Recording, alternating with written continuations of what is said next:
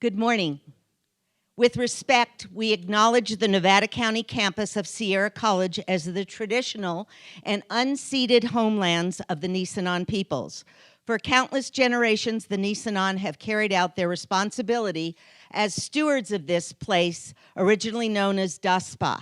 Sierra College commits to an ongoing relationship with the Nevada City Rancheria Nisenan tribe and their future generations who are an integral part of the Sierra College community. I'm Judy East, and I'm the chair of the Sierra College Foundation Nevada County campus here. The foundation puts about $20,000 into students and programs each year to help the campus. We have been responsible for securing 5 Osher scholarships for Nevada County students only. We have a 7th grade day where we bring students from our lower SES schools to campus so they can see that they can go to college right in their backyard. We sponsor the lecture series, we sponsor the student art show, and if you have a chance to go through the lobby, you'll see some of that. We are in the process of developing a local alumni association, so if you've ever attended Sierra College, whether you've gotten a degree or not, there's information on that table. Also, we have an email list there. I know that a number of people are finding out about this just kind of the first time.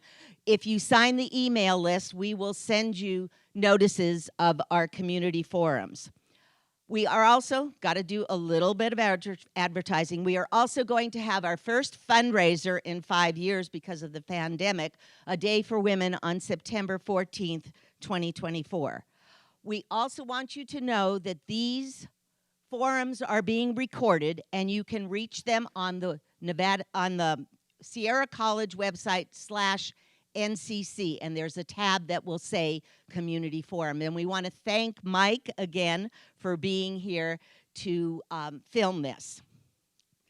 This is our last forum of the academic year as Sierra College closes on Fridays in June and July, but we will be picking up again in August. And now I'll turn it over to Terry. Great. Thanks, Judy. So I'm Terry McAteer. I'm the, here comes water, thank you.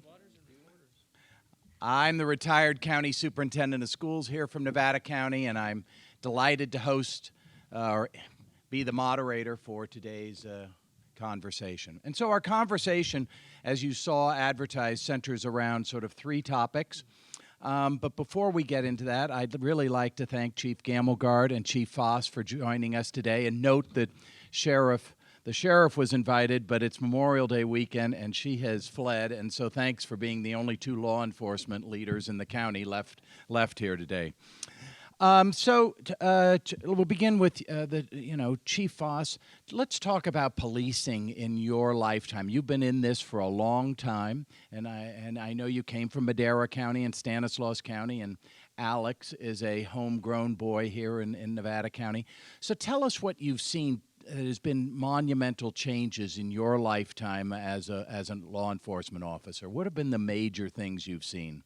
So I think, is this on? It is. Now there you go. I think we could talk about that for this whole hour. In the 20 years I've been in law enforcement, I think we've probably seen some of the biggest changes in the last 2 decades than probably in the previous several hundred years combined. I mean, we've seen a massive shift in it. I know we're going to be talking about some subjects that are directly related to that in the last few decades, but I would say if there was one thing in law enforcement that was directly related to us that changed dramatically, it would probably be body cameras. Body cameras was something that really, it didn't change how we do law enforcement, but it definitely changed how we documented law enforcement, the interaction and transparency with the community. And I would say that I think body cameras are probably perhaps one of the most positive changes to law enforcement in a very, very long time. So, and ironically, when body cameras came into effect, there was something that most law enforcement, myself included, was very hesitant for that. Who wants to wear around a camera that's going to be recording your every action we work 12-hour shifts for the most part for 12 hours. I mean, even when you go to the restroom, you usually have your body camera on. So it's like, man, this seems a little bit invasive. But once you get past that and realize that this is only going to be used for criminal activity, and it's going to be just so instrumental and helpful in solving cases and bringing those cases to the district attorney's office. I'd say body cameras was probably one of the greatest impacts for law enforcement in the last few decades. Thanks. So to keep this in an informal, I hope you don't mind. I call you Dan. I call you Alex. If that's okay. Alex, I've only known you as Alex for most of my life. So your dad was a fantastic school superintendent, just to let you know. So we all had great respect for him. Thank you. You're welcome. So Alex, take us into your thoughts.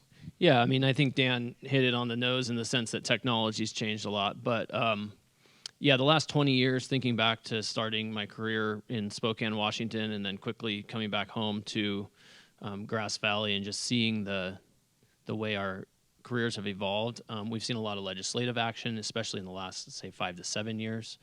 We've seen drug policy change both at the national level and then how it affects us in California. And we've seen a total shift in sort of the policy around utilizing the police for social issues.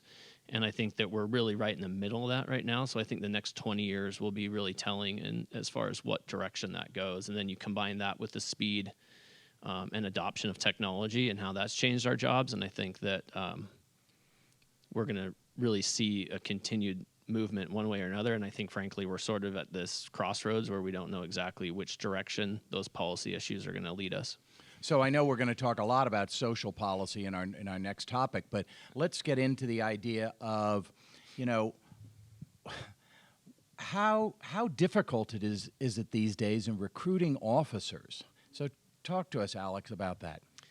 I think it was around 2007 or so, I went to my first recruitment and retention conference. So for my whole career, we've been talking about it.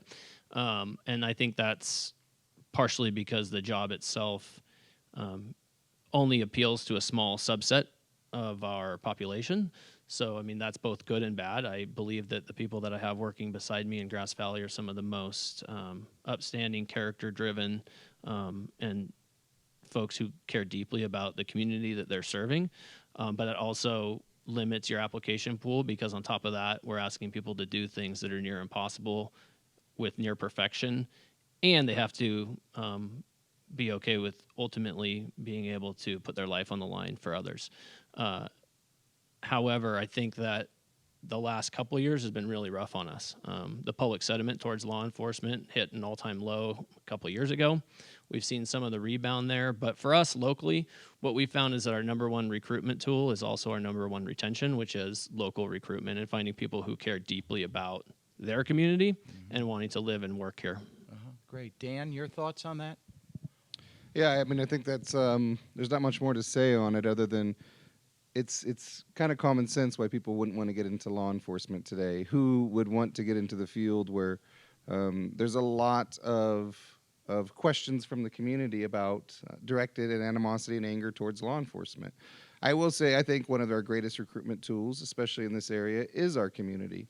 Our community here is very supportive of law enforcement. I always feel very supported. I always feel that the community is very open to have a conversation and engage in reasonable approaches to law enforcement. And that's tremendously helpful. And because of that, I think we're at full staff right now, and I believe you're at it about full staff as well, which is very rare in law enforcement. I mean, our neighboring communities or some other communities in California, if you go to Oakland, for example, they're paying you tremendous amounts of money to come there, and nobody's still coming because people they're smart. They're going to look at what's around them and who wants to be subject to that. And it's very difficult for anybody to constantly be harassed when you're just doing your job. But here, we have a great community, and I think that's probably one of our greatest recruitment tools is our community. I could do and say and preach all I want, but if they come here and feel welcome by the people they serve, that's going to be, especially for retention too, that's going to be a tremendous help. So thank you for everybody here. Good. Well, it's nice to know that you're at full staff. Let's get into our first topic, which is really about homelessness. And so, Alex, you talked about it, but we'll start with you, Dan, about the police have become more often even into the social worker capacity these days. So you're often the first responder. Someone sees a homeless person in need or whatever else, the first thing they do is usually phone 911. And so what are you seeing out there as being the first responders? What are the crises that our homeless community are having that you're out there being first responders? Dan? So again, this is one of those topics that will branch off into so many subtopics, and so many people are asking this question of how do we solve the homeless pandemic right now, right? If I could answer that, I wouldn't be here because I'd be a millionaire because we'd solve it and all the problems would be good. I think for law enforcement, I would say one of the most difficult things we're trying to solve right now is there's so many aspects that lead to homelessness. And one of the things that is talked about frequently is mental illness, which is definitely directly related to homelessness. The other one that I think don't talk enough about, and that is part of mental illness, is addiction. And so many people that are suffering from homelessness are suffering from addiction as well. And I'm a firm believer that you have to solve the addiction before you can go to almost any, not solve it, we're not going to solve it, but pause it. Get somebody that's off whatever substance they're using so that they can think clearly for a moment to try to seek aid from that point. And that's very difficult and becoming more difficult. And I think Alex can kind of probably touch on that a little bit more as to why, but you know, we used to, if somebody was suffering from addiction or they're in possession of a usable amount of drugs or illicit drugs, they would go into what was called drug court. And it was almost a forced program through a combination of incarceration for a very short amount of time with mandated counseling, that they would get sobriety, and a lot of those cases would be adjudicated later so that they wouldn't actually have these charges on their record forever, but it got sobriety so that they can then start thinking clearly and address the mental health issues, address the homelessness issues. But I don't hear the addiction being talked about as one of the number one contributors. I do, but I think it's the first thing that you need to pause when somebody's dealing with that kind of lifestyle. And it's not everybody, but it is a big portion of it. Alex? I love talking about this. In fact, I thought when we were done here today, we'd have it solved. But so, as Dan said, we could talk about this all morning. I'd love to, actually. But first, on the social issues of policing and homelessness, what's really interesting is that we've seen a push of trying to take police out of the social issues, primarily around the horrific, very few incidences that we see between the public and the police, and things that have really been emotional to see. And I'm not discounting any of those things. But again, when I said earlier that there's an expectation that our officers perform near perfect 100% of the time, in today's world with cell phones and TVs and everything, we're seeing the worst of humanity, and sometimes that's played out in interactions with police. So as a result, the knee-jerk reaction is take police out of the issues where these things are going to occur. I would argue that our police officers that I see on a daily basis are some of the best de-escalators that are around. That's not to say, though, that every situation is going to go perfect or that every individual is as good as what I'm explaining. So now into the homeless issue of some of the things that Dan mentioned. I would argue first that homelessness is the symptom, it's not the disease. I've heard people before oftentimes assert that homeless people choose to be homeless. That depends on your definition of choose. My experience here locally is that most of our homeless people would prefer not to be homeless, but they don't understand or know the process to get there.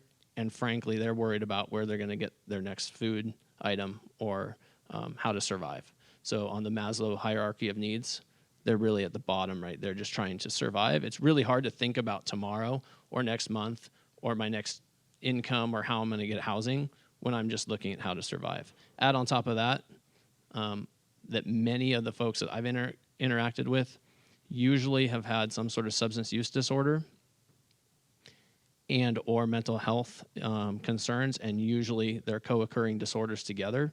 Until we work on solving that, we're not going to make an impact on homelessness. The point-in-time homelessness in the state of California is over 180,000 now. Only 5 years ago, it was 130,000, and we spent more in the last 5 years than we ever have before on an increasing rate. That seems to be tracking locally. Our point-in-time counts continue to increase, and because most of those dollars are passed through state and federal dollars into our county, we are spending more on it than we have in the past. Dan mentioned some of the changes under Prop 47 that was passed in 2014 and drug treatment and rehabilitation and how that had an effect on Prop 47. Just in San Diego alone, we've seen adult drug court numbers cut by more than a half. So just to mention a little bit more about adult drug court, I mean, that's really a compelled treatment model to say you can either face the sheer consequences of your criminality as it results, as it would be through the normal court system, or you can enroll in this diversion program, and we'll give you intensive treatment and try to give you tools to address some of those underlying issues. And this isn't just for homelessness, but criminality as well. And then if you're able to do those things, then this other sentence will be suspended. So the other issue that we have that just probably happened, you probably are aware, Prop 1 just barely passed in the state of California. Prop 1 is for the first time in a long time looking at creating substance use and mental health treatment facilities. It's actually an infrastructure bond program that is looking to build thousands of beds. And I'll just mention as it relates to that, traditionally in California, post Reagan era on mental health, we've had a very bifurcated mental health versus substance abuse treatment programs. So today we're challenged significantly when we take someone to the hospital who's presenting as what we would call 5150 or unable to care for themselves or others or gravely disabled. And if they have drugs on board, mental health screening isn't even being done until they're sober. And imagine that when they get sober, it doesn't present as severe as it was before. So ultimately, a lot of people are falling through the cracks and revolving back onto the street, and the cycle continues, and then it gets more severe until ultimately something happens where maybe they're in the criminal justice system or maybe there's other treatment avenues. So is your hope that with this new added infrastructure that we'll be able to house people longer and deal with their diseases in a better manner?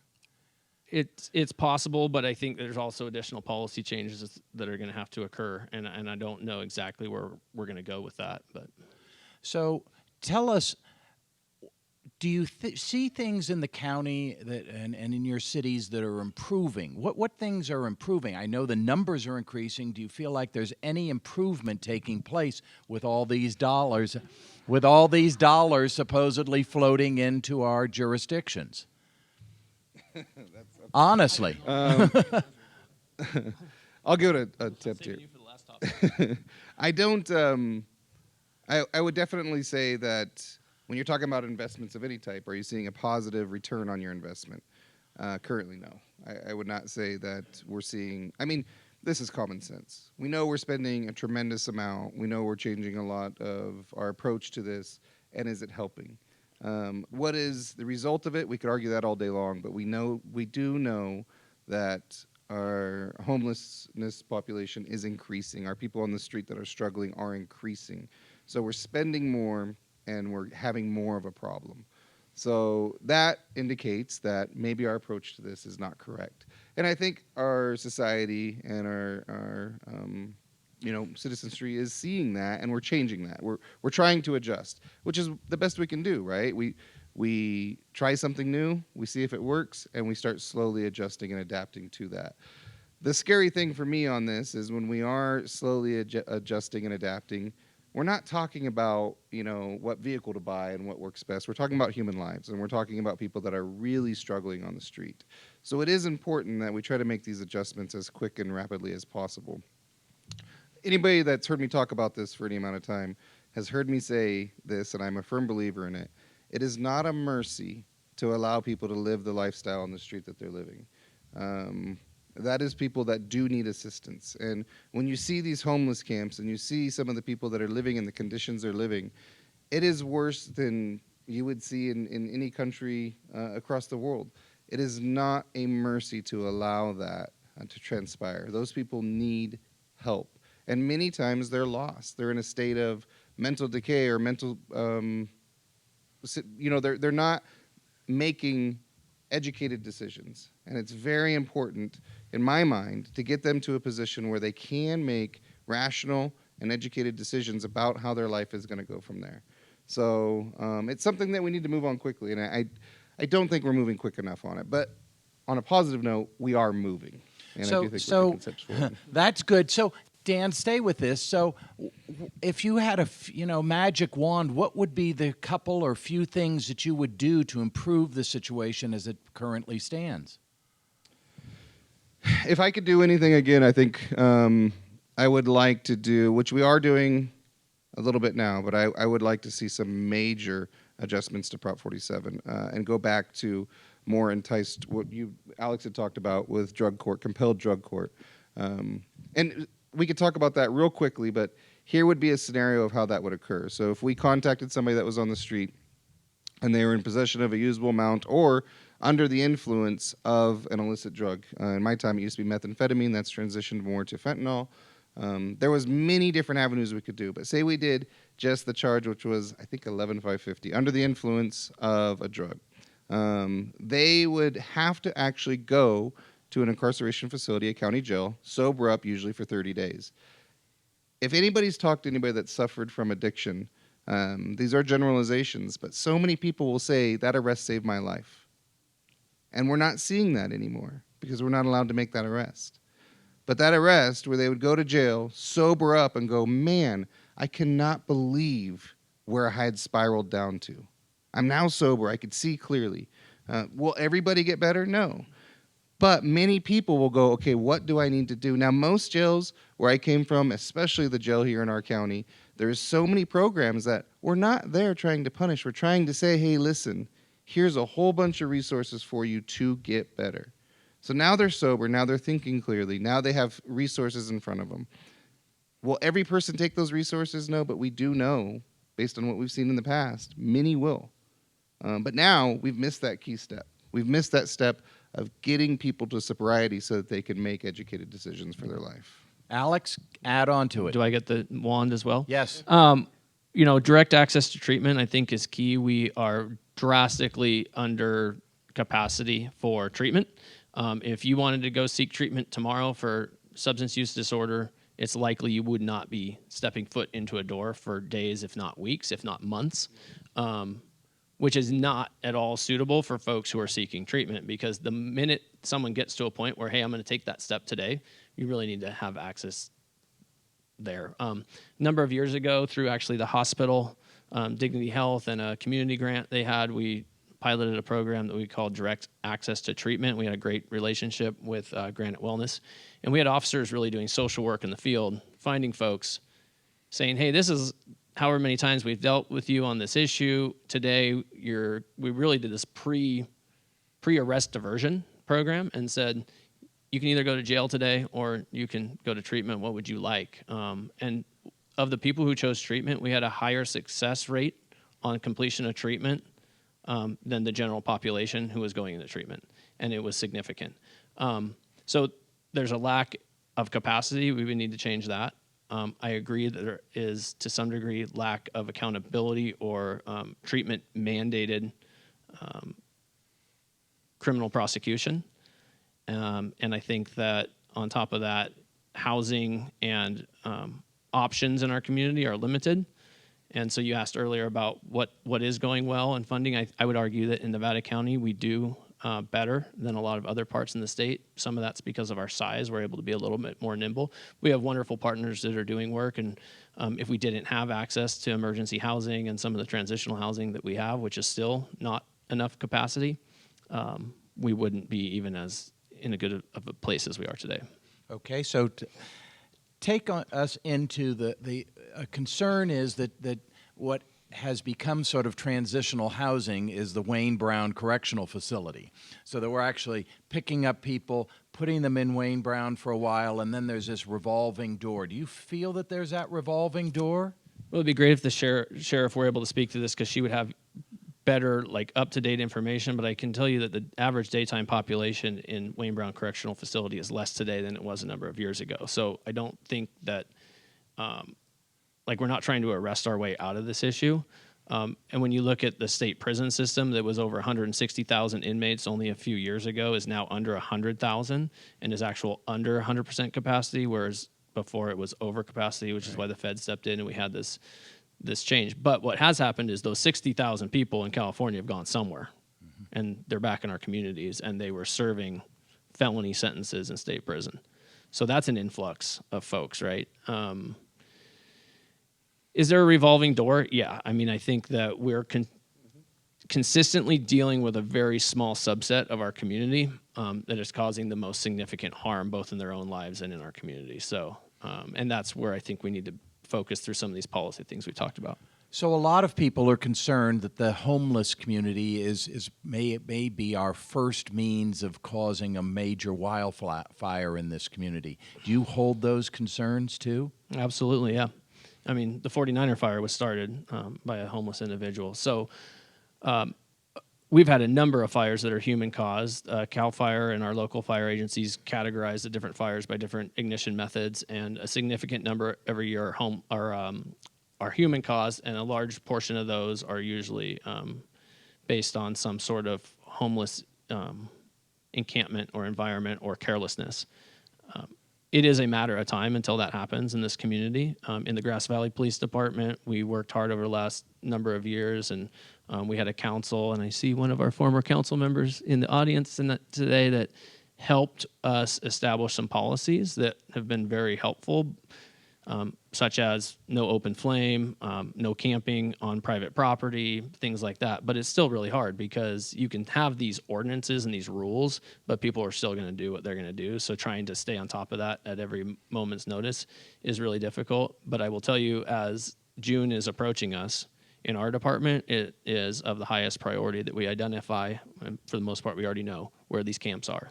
We identify the people, we give them access to resources, and we take a zero tolerance on fire. Great.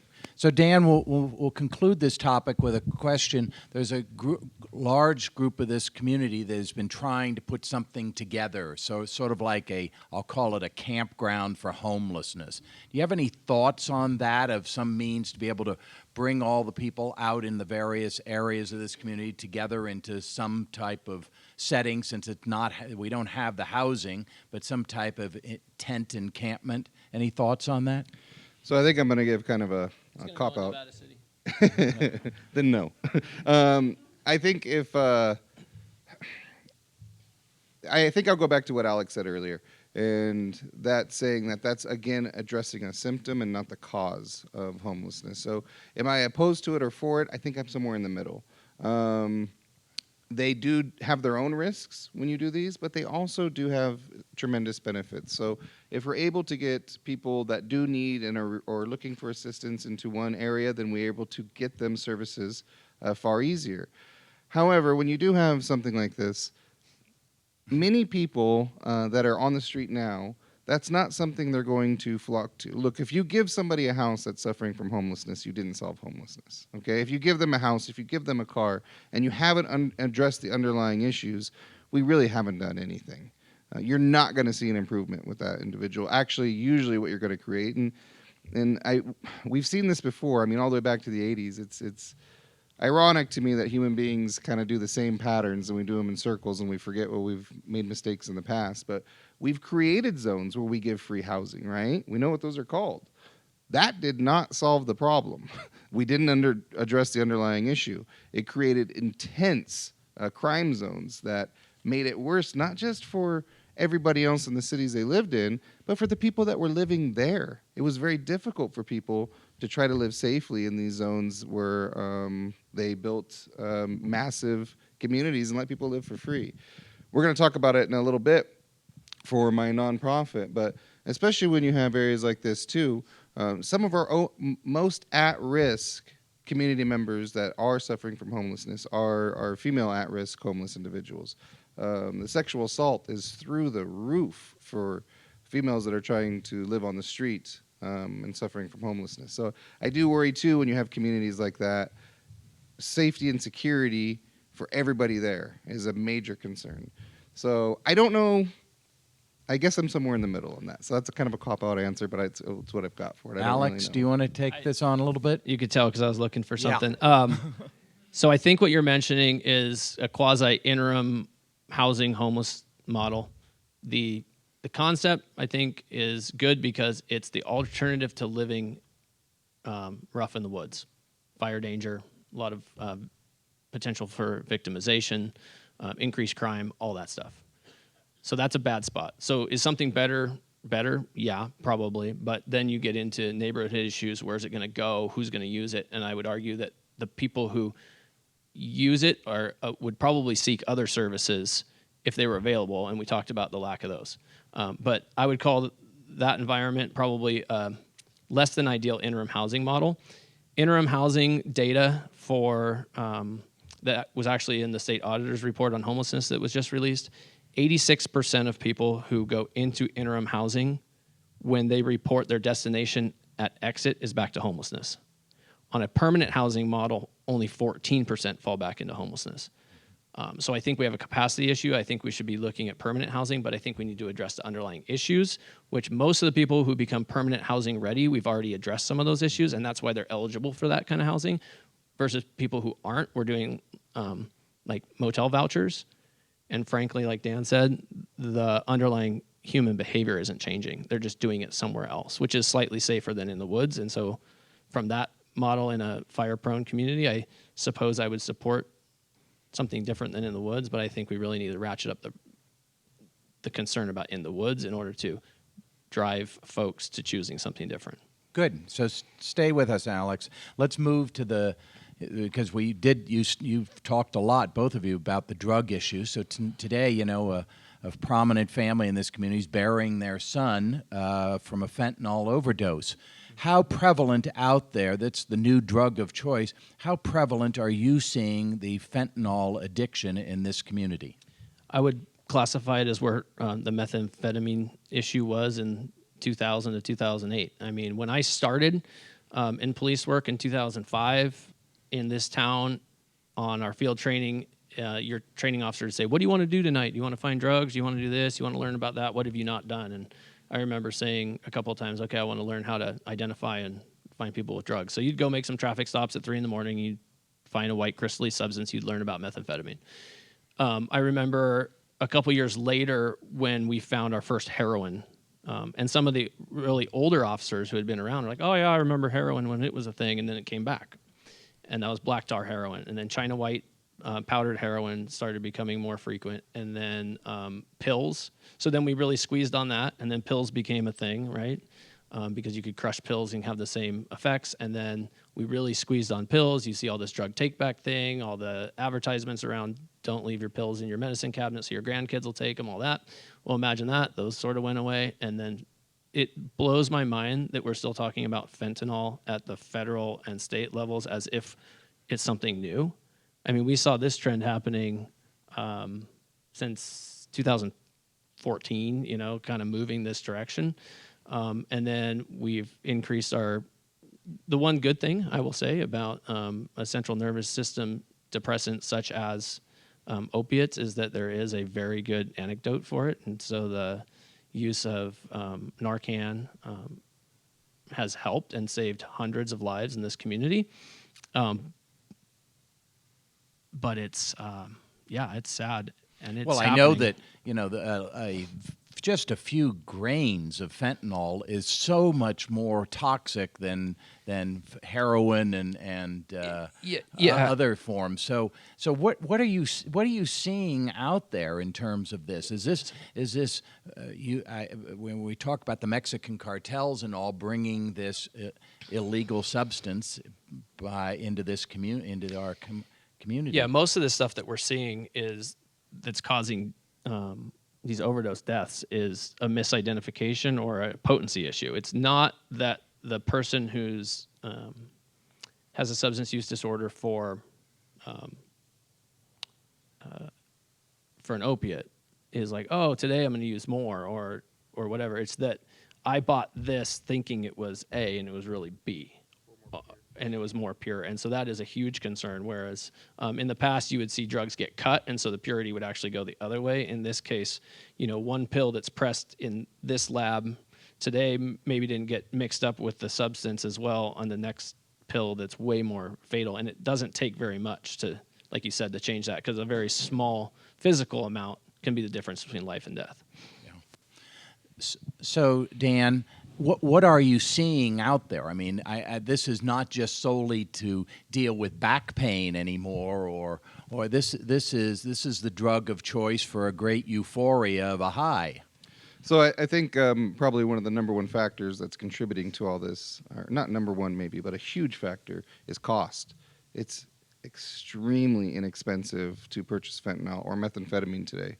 When I started in law enforcement 20 years ago, so not accounting for inflation, an ounce of methamphetamine was worth about $2,500. An ounce of methamphetamine now is worth $250. The market's been flooded with it, just absolutely flooded, especially in our area. When I came here from where I policed before, I was shocked at the amount of drug use in this area. It was common where I was at, but you come up here and you think this is a great community, crime is low, drug use is going to be down. Absolutely not. My officers last night in small little Nevada City found a guy with 17 grams of methamphetamine. And what was unique for that one is he had most of it packaged in shipping materials where he was shipping it to Colorado. We're somewhat of a hub here for drugs coming in. Makes it very inexpensive. Fentanyl itself, here's a scary fact that I always tell everybody. Why are our kids getting into fentanyl so early? Fentanyl is cheaper than cigarettes. You can go get high on fentanyl for $5, $10. It's extremely inexpensive. You had brought up that the cartels are bringing it across. Cartels do control methamphetamine. Methamphetamine is no longer king. The number one importer, exporter, whatever it may be, for fentanyl is actually China. Most of that is coming from China. And usually through the mail. It's being shipped over discreetly and into our communities. So we talk about that a lot, but we've tried, again, I'm always going to say, watch historically what we've done and failed. We tried the war on drugs where we went after where the source of it was, and it didn't work very well. Cost us a tremendous amount of money, and the drug epidemic continued to increase. I'm a big fan of education on this, trying to keep people informed. But I also will say I think we've done a good job of that, and we're still seeing an increase. So this is one where I will say, and I will freely admit, a lot of times I feel like we have an answer, we have a solution, we just need to follow these rules. With the drug pandemic that's going on, it's difficult. But yeah, it's a tremendous problem. Cost for it is so low. We used to hear about in the 80s, drug lords becoming these rich and powerful people. Nobody sees drug dealers getting rich and powerful anymore because the drug is so inexpensive. The most common thing now is people are selling just enough to make sure that they have enough to buy to keep themselves high. So it's a tremendous problem, and it's extremely dangerous. And yeah, I don't see it going away anytime soon. So, Alex, you know this community very well. So tell us, why do you see that Nevada County's more prime for this than any other communities? Well, a number of years ago, we nearly led the state on overdose deaths per capita, and now we've seen an improvement on that, which I think is great, and it's a lot of the work of the education side and our drug treatment providers and getting Narcan in the hands of people to help reverse that. But frankly, our issue in this community is intergenerational poverty, and that's where we see a lot of this kind of root drug culture and alcoholism and domestic violence stemming from. If you look back, 100 years in Nevada County, we were, mining and timber, and then we've kind of became, what have we become, right? So we've become a landing place for a lot of folks who, generally, the people who are retiring here have money, but the folks who have stayed here, the service level jobs, the blue collar jobs, and the transition into other jobs and education hasn't been maybe what it has been in other communities. And so to Dan's surprise when he got here, that was my surprise when I started working here just in my early 20s, realizing I had no idea what was going on in our community that I was never exposed to. You mentioned my dad earlier and how I was raised, and so I didn't see some of that stuff, but I know for a fact that I see kids today that do know what's going on, and I think that's where these prevention models are so important. Things like Bright Futures for Youth, that's taking at-risk kids, looking at their adverse childhood experiences, saying how can we try to enhance their childhood so that they don't follow in the footsteps, potentially in many cases, of adult leaders in their lives. And I think that that is what we have. We have this very kind of unique community where we have kind of a number of people go about their lives. It's a wonderful place. This is one of the most special places in all of the state. I'm convinced of that, but we do have some stuff that needs some work. And so I think that we have also some of the most nonprofits here doing this work, and I think that's really important. But it's really easy to sort of just go, oh, I don't need to know about what's going on over here. It's going on, and you are in the school system, and you know it. And I think that that's where we should focus our efforts, is on the prevention side, and that's how we'll get ahead of some of these trends. Well, since it's not a cost issue and it's so microcosmic, this little amount that you need, it seems to be a really difficult problem to solve. That outside of education, do you have any other ideas in the solution game for this new drug? It's not new; it's been around forever and ever. But this new influx of this drug. You know, before I answer that, I'm going to answer that in a roundabout way. All the questions we've been talking about today are actually the same problem, right? What happens to somebody that becomes addicted to methamphetamines or fentanyl? Where do they go? They're not carrying on a job, I can guarantee you. Not for very long. So where are they going to end up? Back to our first part of our questioning, back onto the streets, to homelessness. So everything we're talking about almost needs to look at as one problem instead of all these individual problems. And again, I think we're going to go back. We've circled all the way back to how do we start addressing this? We talked about education. We talked about programs. For me, again, if we can stop it at its start, when it's first started, when people are becoming addicted, if we get these arrests and we're able to encourage treatment at that level, then hopefully we won't see them result into homelessness. And this is a tried and true method that has worked. We've always suffered from homelessness in our communities. We all know and agree that it's much larger now than it's ever been. Why? Well, there's a million factors that people will point out: cost of living, jobs, number of housing. But I do think it's very important, and maybe I'm biased from where I come in my position, but I do think that probably the number one factor is what we're talking about now. And it's starting at drug use, and it just deteriorates from there. So I think if we're able to focus early with the education of the people that are using it, that giving them services, providing services, making sure that there is consequences if they don't follow through with these services, it is a benefit for that individual and our society as a whole. Great.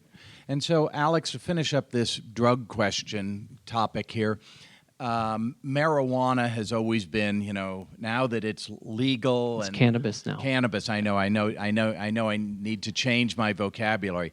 So, cannabis being legal, everyone was concerned about what was going to happen in society and with our youth and everything else. Give us a sort of a post-mortem of what the fear was and what the reality is today. Tell us what the marijuana situation is in our community amongst the people you're seeing out there. Is fentanyl much worse in the drug game than the marijuana use, or where are we in the cannabis issue? Well, you probably saw that there was just a movement for the first time in a while at the federal level looking to potentially unschedule marijuana as a Schedule I drug. So we'll see what happens there. Honestly, from our perspective in policing, I haven't seen a significant difference other than the fact that I remember making a car stop when I was a brand new cop, and the guy had a plan. It was like a big deal. Now you'd probably just wave at him, which is fine. And it was a culture. It's a culture that's been here for a long time. Right. Cultivation, really. And I do have some concerns about youth access and the gateway drug mentality, and the potency today is significantly different. So you can actually see psychoreactive issues from the high THC content that wasn't there, a number of years ago. But all that to say, I think that our efforts are better focused on some of the things we're talking about here before this.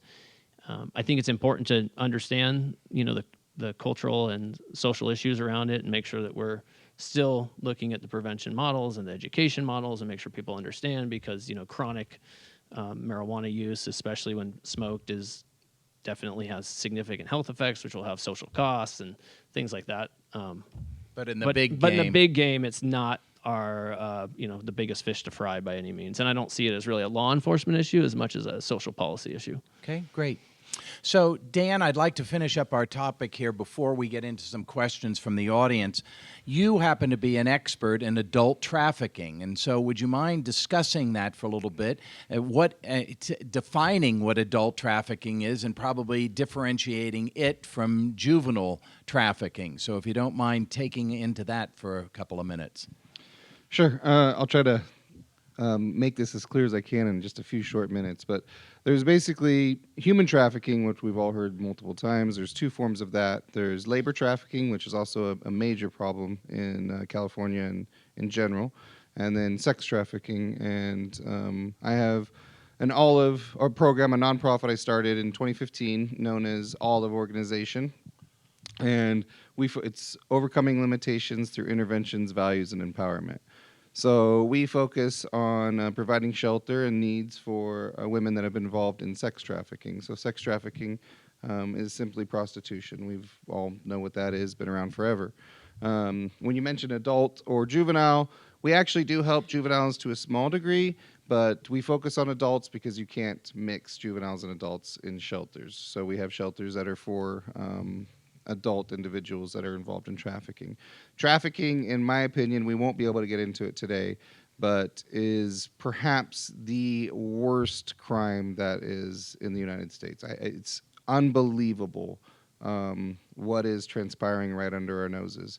And it is, without a doubt, modern day slavery. And it's as bad as slavery's ever been. And the numbers for it, we were talking so much about drugs, right? And everybody in this room still thinks drugs is king. Human trafficking overtook drugs for illicit sales in crime in 2018 and has not gone back. So every year since then, more money is being made on human trafficking, on sex trafficking, than there is in drug sales in the United States. So it is the new, what they're using to make money for criminal element in the United States. Why? We've all heard this, sex sells. Always has, always will, and they're selling it. In Fresno, where I came from before, and in Sacramento area, every single day, this is baffling, but it's about 2,000 new posts every single day for girls for sale. Just in that region, not in California, just in that town. So it's a major problem. It's not easy to tackle. It's not easy to address. There's nowhere near enough resources to tackle this or even get in front of it at all. We have one of the bigger organizations in my area, and we can house 7. And there's 2,000 every single day. And each one of those that we house, our program is about 2 years. So I have 7 beds. That's going to take 2 years to try to assist these women to get back on their feet. And it covers everything. A lot of them have addiction problems and everything. And Dan, has that matriculated up here into the foothills in Nevada County? Well, Sacramento's only an hour away. So Sacramento's got 2,000 a day. And yes, you can order any girl you want from Sacramento today. And you might have to give her another $30 for gas. But in our area, in our region, this is what I will say. Anywhere you're going to have a population base, you're going to see prostitution. It's been, you open any book, no matter how old it is, it occurred back then. You open the Bible, it occurred back then. If there is a population base, there will be human trafficking. Thankfully, in our area, it is very small. It is very small, and we don't see a pandemic of it in our area. But your children are at risk of it all the time. So what I do say is don't make this taboo. Do discuss it. Do know that it is the new, if it's the number one illicit moneymaker for gangs nowadays, they're not pushing drugs on your kids as much anymore, especially if you have daughters. There's a pimp that's looking to sell your kid because that's where the money is today. So it is dangerous, and I think one of the biggest fears for it, for me, is the generational divide. Even my generation, and I don't consider myself old, this wasn't an issue when I was a kid. We didn't have to worry about this at all. My daughter, who's 18, very much does. So big change. Well, thank you. I think that's a whole topic we could get into here at a later date because it's so fascinating. And it's got about 10, 12 minutes left here, and so I'd like to open it up to the audience for questions. You have a chance to chat with your local police chief here. I'd hope that your questions would be general, not that you have a dog barking on your street and what Chief Gamelgard's going to do about this. But we'll begin with you, Mr. Reese. guys talked about mitigating the drug issue through education. What exactly are the schools in Nevada County doing to educate our youth to help them to understand the perils of Here you go. drugs? No. Well, we need some educators up here, Kent. I know they're doing work as far as like their exact program names and at what levels. I think that would be probably more appropriate for some of them. I do have 3 kids going through the Nevada City School District, and I've talked with them, and so it does sound like they're doing that, which is good. And then there's community organizations doing it as well. What I'll say to that, though, is I don't know. My daughter did her senior year here alone. Where she was going in Clovis schools in the Valley, it wasn't enough. When I say education, I'm not going to rely on the schools to do that. I think the parents and the families need to make sure that they're educating their children on all the topics that we're talking about today. I would love to see it in schools as much as possible. But I think it's really imperative that parents are educating their kids on the dangers that we're discussing today. Yes, sir. Chief Cameron, you are a product of all Nevada County schools. What do you see the difference between the school system today and when you were a student there? So the question is about the differences in Nevada County education from when you went there and what you're seeing from your kids today. Yeah, I mean, it's hard because my context of when I went through, it's probably a better question for my mom because I was just a kid going through. But I do know in talking to others and kind of looking at the historical patterns of the school systems in this county and elsewhere is that the amount of social interventions and programs and specialty help and things like that in the schools is drastically higher today than it was when I went through.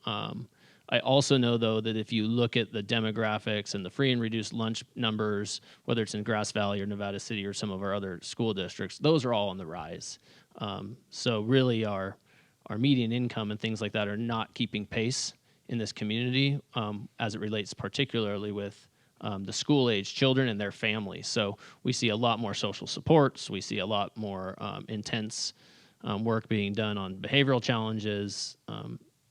Not to say that those didn't exist in any form when I was going through, but there's much more robust system in place today than there was before, and I think that's been probably more so driven by need than the fact that it would be there if it was the same Sort of demographic of students today as 40 years ago. That's what you talked about, that gap between the retiree and the working class here in this community. If you look at like Nevada City School District, and not to speak for them, they're one of the few basic aid districts left in the state where it's not a per dollar per pupil because the property tax base in Nevada City's district actually is higher than that amount. But that gap is getting tighter and tighter since I went to school there. Years ago, the basic aid dollars made it one of the most well-funded per pupil districts around. Today, they're always right on the cusp of whether they should go general aid and go per student or if they should stay on basic aid. And like Grass Valley is clearly on the general side of things, and it's per student, per attendance. Gee, he knows a lot about school funding. Very impressive here. Jim, so let me just say, the question is, as we come towards November, the concern is that our division in this country and in this county can lead to some political violence. Your thoughts on that? So it's no secret that we're seeing a great divide in our nation right now, and it is leading to much more aggressive confrontations everywhere. For Nevada City, I think when I was hired, that was one of the major concerns was everybody's talked about the August 9th incident in Nevada City where there was 2 groups of counter-protesters that turned violent to a small degree in the streets of Nevada City. My approach for it is... for law enforcement in general, we always say people are very smart, but mobs are dumb. And when you get mobs of people, they make poor choices. And engaging in those conversations early when you're first starting to get a group and having relationships with individuals on both sides, a relationship means a lot. When they see you and they go, oh, okay, I like him. I actually like him. I hate that other side, but I'm going to listen to him to just a small degree. You're always playing with probabilities. You're trying to decrease the likelihood of what you're talking about. Can we guarantee it? I'm never going to say we can guarantee it, but we're going to do everything we can. We're seeing this right now in our council meetings every week, where we have a lot of very active protesters that are protesting current events across the nation. My approach to it is make sure that they do have, and they feel supported by law enforcement, that they have the right to express their First Amendment rights. But at the same time, that they understand, hey, these are where the lines are, but we're going to be here to support you, make sure you're safe, and make sure you can speak everything that you want to speak, right? Does it work every time? No. But I will tell you, Jim, I think for me, what is keeping me up at night is November. After November elections, are things going to get better? Probably not. I think that's going to be, for law enforcement, our next big hurdle that's in front of us that we're going to have to get through. But I'm confident we will. And the other thing that's really beneficial for our community is when you do have two groups of protesters, somewhere they know each other. So they could get mad at each other to a point, but eventually they're going to be like, hey, didn't your mom used to babysit me? Or, there's a lot of connections in our community. And rely on those, leverage those. Explain that, hey, maybe we're mad in the moment, but we're all humans. We just disagree. And personally, what shocks me is how much we actually do agree on so many different things. Most people, we're in agreement on 85% of what's going on. But we've really hyper-focused on that very small part where we disagree, and we've, exploited that for whatever reason. Alex, are you concerned about November? Yeah, I mean, I think we're all concerned if you're paying attention in America. So to Dan's point, our big thing is we're just trying to make sure people understand that the First Amendment is not like totally unequivocal, do whatever you want. I mean, there's time, manner, and place restrictions. There are ways you can do things and ways you can't or shouldn't.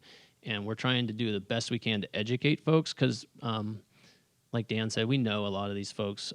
We have contact information with folks that are on whatever side, issue, whatever. Some of them proactively reach out to us. Some of them don't. And we'll try to do that. And our goal is just to try and have a dialogue with folks in advance and really educate and show support. Like Dan said, the First Amendment is so important to our society, but also making sure people understand sort of how that all works and helping facilitate people's ability to have their voices heard and visible. Leaving on we don't want to end this conversation on such a horrendous thought, but let's change it to seeing something that we don't know about you guys. So. You have a family, you live locally, and what does the Gamelgard family do for fun? What's fun in the Gamelgard family? So this time of year, I have 3 boys, 5, 10, and 15. They're all playing Nevada City Little League. So on any given night, you could probably find my wife or I somewhere at a ball field somewhere between Auburn and here. And it's a challenge getting 3 kids to 3 locations all at one start time. Uh-huh. Yeah. And what's on the Gamelgard plan for this summer? Anything fun? I just finished my California Police Chiefs Association presidency on Tuesday night. Congratulations Thank on you. that. So my plan is to try and find a little bit of time back in my life to kind of catch up on things. I'm looking at the fire season coming and how much I didn't get done on my property. So, well, great honor to have you as the retiring chair of the police officers. Thanks. Chiefs. Dan, tell us about the Foss family. So, my wife and I have been married 24 years this month, actually, and we have 1 daughter. And I guess something that I didn't even know I liked, and I still am figuring out I liked, is gardening. And what I mean by that is we bought a house recently up here in Chicago Park area, and it came with a big garden. And my wife loves gardening, but she doesn't like, come to find out, building the flower beds or running the water lines or planting or moving the dirt. So I've discovered that she loves managing gardening, and I didn't even know, but she tells me all the time, I love gardening. So I am really liking what it's producing. On a side note on that, when I first moved here, we were like, oh, deer, look at them. There's so many deer. Man, those deer. I cannot stop them from eating everything I'm planting. And everybody's giving me different advice. They said, well, leave your dog poop in the gardens. Tried it. It doesn't work. Everything, I'm just saying I've tried the most obscure things at this point, and those deer, I did that, and they broke. It's been difficult. So, Hey, hasn't this been a great hour with our two chiefs? I hope they can stick around for a minute or two if you have a specific question about your neighbor's dog.